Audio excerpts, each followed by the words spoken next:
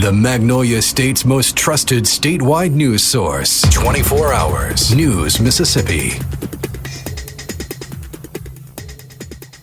I'm Courtney Carter with the News Mississippi Daily Digital, and today is January 19th. Today's also Martin Luther King Day. Now, Martin Luther King, arguably one of the most recognized voices of the civil rights movement, one of the most iconic people in U.S. history.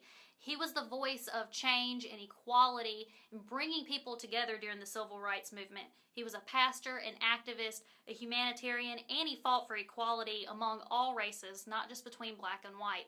His most known speech, I Have a Dream, today is still recognized as one of the best speeches in U.S. history and one of the most iconic moments in the civil rights movement.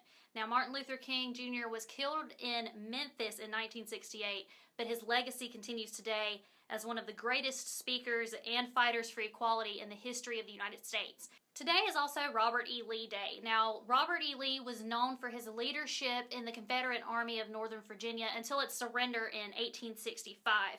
Lee then went on to support Andrew Jackson for his Reconstruction plan, and later on, the home of Robert E. Lee became the location of the Arlington National Cemetery, where about 14,000 of our nation's soldiers are buried.